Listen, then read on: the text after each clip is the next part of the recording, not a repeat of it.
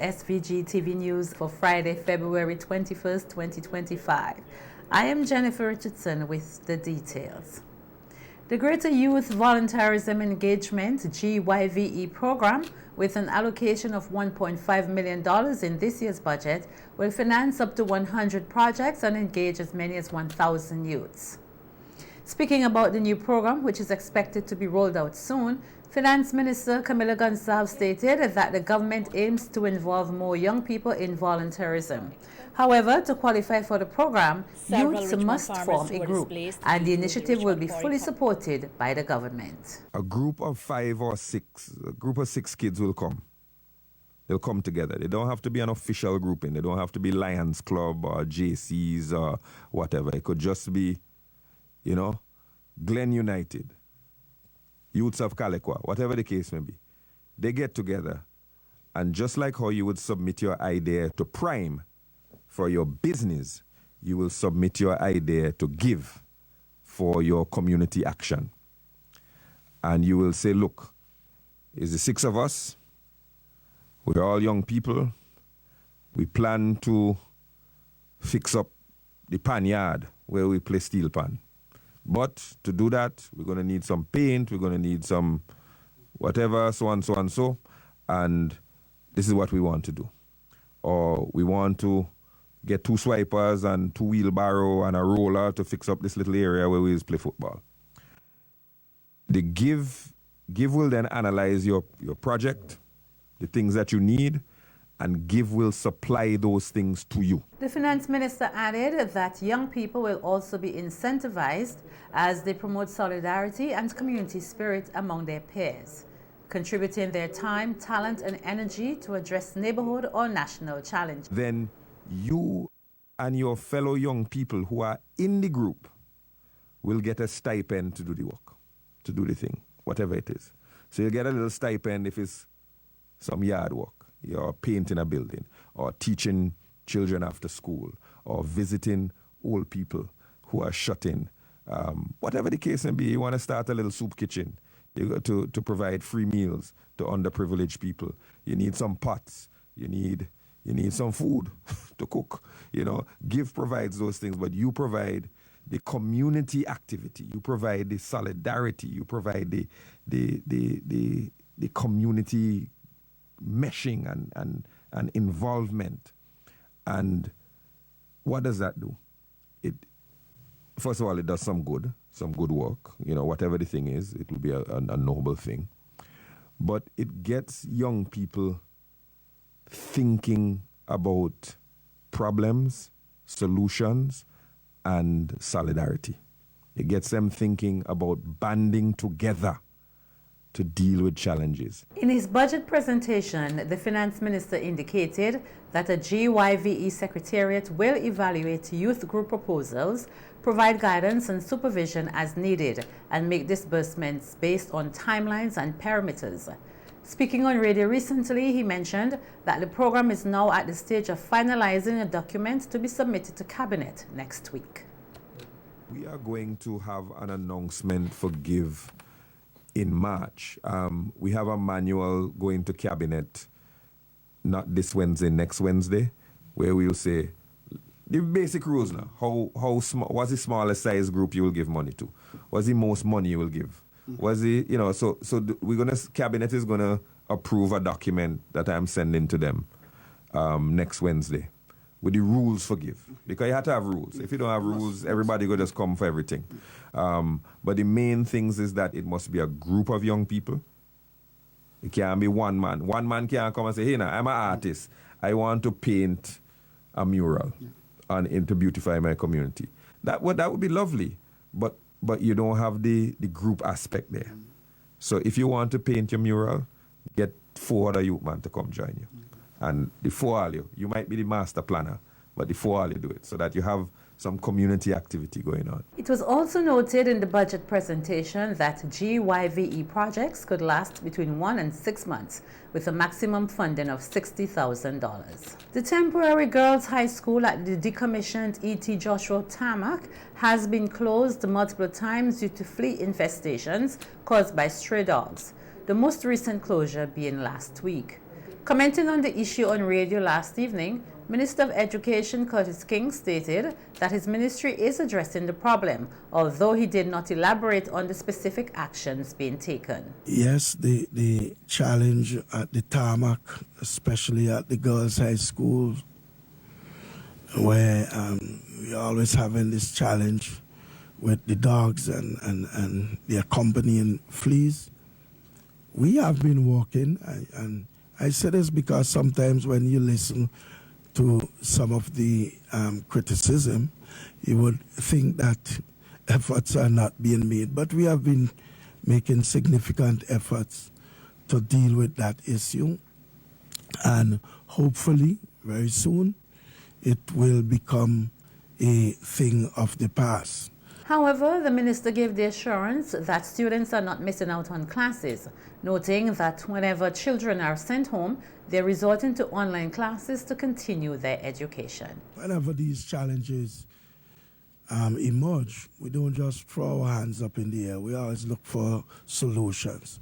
We always seek to overcome these challenges so that we can have our children continue their education. Similarly, I know that for the last day and a half, those students at the GHS, they were home, but again, the school resorted to online delivery of the education to these students. And as I'm saying and as I'm giving the commitment that soon those challenges would be things of the past, because I do believe that our long-term solution is one that will effectively deal with the problem there at the temporary location of. On several occasions, the Ministry of Health has requested time to spray the area, but the SVG Teachers Union has stated that stray dogs continue to roam the premises. Repairs to the permanent girls' high school at Richmond Hill are ongoing. President of Cricket West Indies, Dr. Kishore Shallow, maintains that the Australian cricket games being hosted in St. Kitts and Nevis and not SVG had nothing to do with politics, but rather an accommodation issue in the country. Prime Minister Dr. Afghan Saus had insinuated that Dr. Shallow, who is now a candidate for the opposition New Democratic Party in the next general elections, may have played a role in the Australian team diverting to St. Kitts to play the 3-match series. Dr. Shallow responded by saying that they were unable to get Australia to compromise and that the Prime Minister is aware of the accommodation issues involved. Those games have been rescheduled to St. Kitts and Nevis, where they have adequate facility, adequate accommodation. You see, in international cricket now, the standard has been raised, elevated to 4-star hotels and so on. And for some teams, there are often compromise. One of the requirements at these hotels for teams is that you must have catering must be in-house. Even in-room dining must be available. The Holiday Inn doesn't offer that, right? And so, whereas Bangladesh, because of their situation, we were able to afford to get them to compromise on that, and unfortunately they did. You won't get Australia compromising. In fact, the last time Australia was here during the ICC World Cup last year, they stayed at Sanders Resort. Now, Sanders Resort, we had discussions with them even for the World Cup, and there was absolutely no compromise. We actually requested of the government, we asked them to intervene and get Sanders to reduce the rates, and they were unable to do that. Dr. Shallow added that several other factors were involved, especially concerning the Australians who were in St. Vincent for a match during the Cricket World Cup. Critical is that teams now travel with families, children and wives and our significant others. Sanders doesn't allow children either. So even during the World Cup, the family of the Australian team stayed at a different hotel. Now, If you recall, Australia didn't do well during the World Cup, and they weren't very happy at all about their family having to stay elsewhere. So again, I know they would not have agreed even if we were to place them in St. Vincent. So it was a few different factors considered why the games and it had absolutely nothing, and I repeat, it had absolutely nothing to do with politics, right? And I've said before on multiple platforms, I don't mix politics on cricket.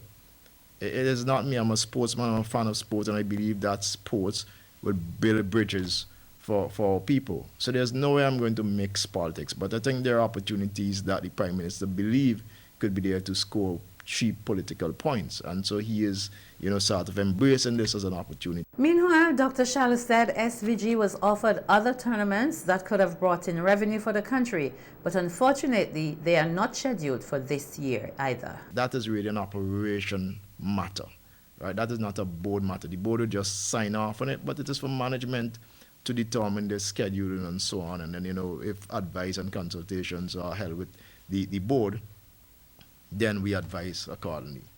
But we're hopeful that other opportunities will be in St. Vincent. So, for example, Cricket West Indies, we had offered St. Vincent and Grenadines to host South Africa versus West Indies 8-team series in mid this year. And, the reality is that tour stands to benefit St. Vincent significantly more than Australia series, because Australia series is really 3 matches here in the country for about 1 week.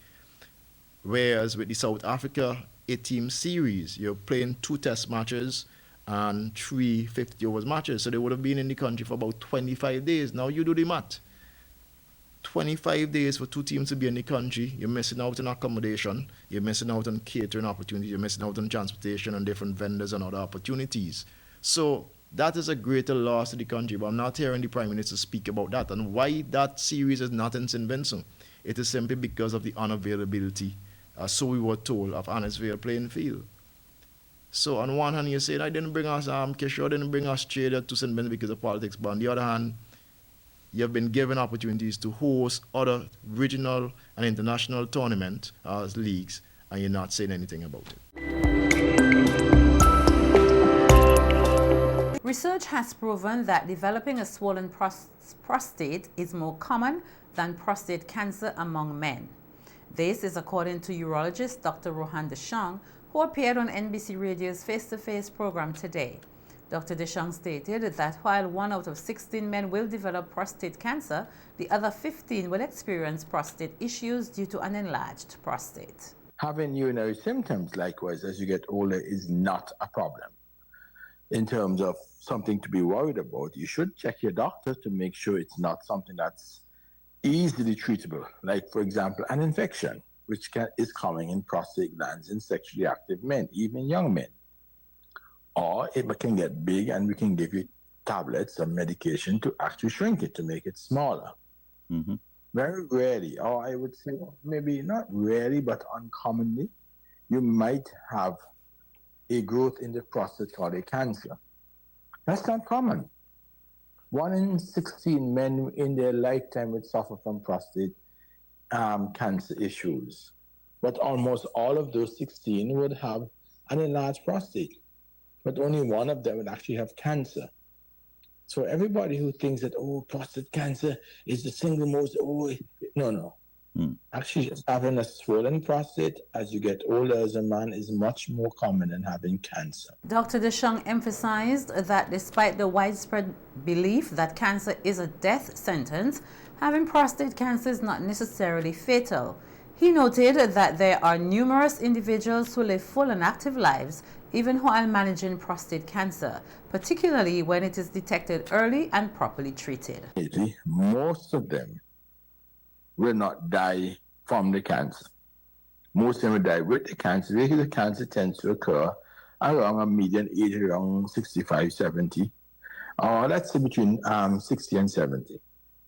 Most of the men who develop it would be in their 60s. Right. And because of which, and if you're diagnosed early and treated properly, you'll be alive 10, 15 years later. So most men, and the average life expectancy of men, let's make it easy, let's say 75. So if you develop your prostate cancer at 65, chances are by 75, you're still alive, and you might have the cancer, but it's not affecting you. What might be affecting you more is things like sugar, that's diabetes, or pressure, hypertension, another type of cancer that's more aggressive than prostate cancer, heart disease, things like that. Obesity, you die from something completely unrelated to the prostate cancer. So we would say you die with the prostate, not from the prostate. Dr. DeShong also highlighted the importance of age when it comes to screening for prostate cancer. He advised that men should begin regular screenings at age 50, but for those with a family history of prostate cancer, screenings may need to begin earlier. Furthermore, he pointed out that the black population is more prone to developing prostate cancer compared to other demographic groups, making it crucial for black men to begin screening earlier, often around age 40 or 45. For black men, I would say around 40, because we are at higher risk for prostate cancer disease and cancer than other men. We are like 2.5 times the average risk for white men, Chinese men, and things like that. So we normally are advised to start at age 40. Caucasian men, 50. Okay. Chinese men, 50. All other men, 50, apart from men of African origin, whether from the Caribbean, or you're black North American, or you're black Chinese, or you're black Asian. Once you have melanin that is exhibited visibly on your skin, a black man we call you, then you should go earlier than most other men. Yeah, because as you know, black men generally are bigger than most other men in terms of body size. We're more muscular. Our blood counts are generally higher, and that means that our testosterone levels are generally high. Therefore, with higher testosterone levels, you're more likely to have prostate issues because the prostate gets bigger, and most prostate cancer is what we call testosterone permissive, meaning that it needs testosterone to grow. So if we take away testosterone, it shrivels. In addition to his comments on screening, Dr. DeShong urged men to remain proactive about their health, noting that early detection is key in effectively managing and treating prostate cancer. Decimo Correa was the first place winner in the National Home Garden competition, which concluded last week. The second place winner was Heather Stewart, and the third place winner was Olivia De Silva. All three winners were awarded contracts to supply food to the Zero Hunger Trust Fund. Several other winners were recognized in various categories. More than 50 people registered for the competition, which was deemed a success. Speaking at the closing ceremony yesterday, Minister of Agriculture Saboto Caesar underscored the importance of backyard gardening and expressed optimism that all yards in SVG should be utilized to grow food. A program for persons who are into the production in their backyards. I want to get very practical this morning, because to me sometimes we lose our way trying to be too sophisticated. What we're doing here is something that's very simple. The competition was there to allow us to be a part of a program. I don't want for us to think that we have to do it 25 by 25 by 25 by 25. If we have 30,000 homes that we want to work with, we have persons who have gone through, who have tested this thing. It's proven. We all know that it can work. Why don't we take this into a national campaign where every single household will be invited throughout the length and breadth of this country? And there's nothing that is stopping us. The Zero Hunger Trust Fund was the implementing institution for the backyard gardening competition.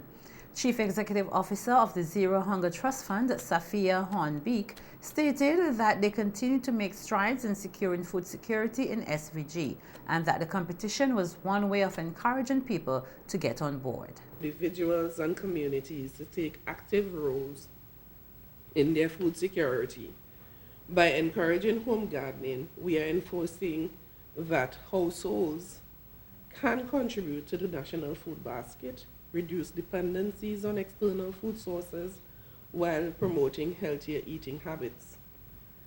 The significance of this competition extends beyond the garden, as you see here, the bounty from you today.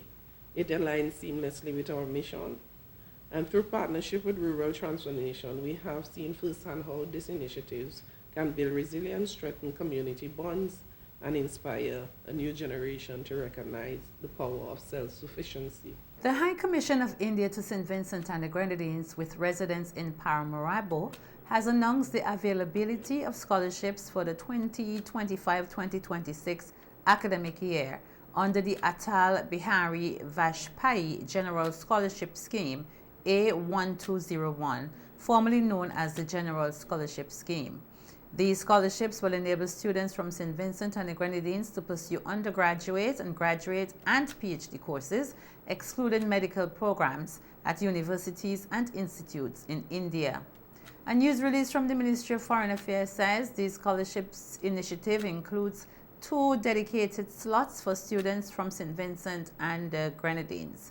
Notably, the scholarship covers the cost of tuition and includes an economy class airfare to the nearest airport of the selected institution in India.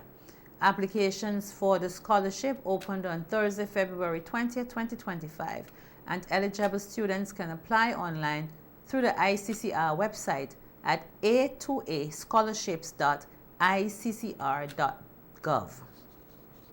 The deadline for submission of completed applications is April 30th, 2025.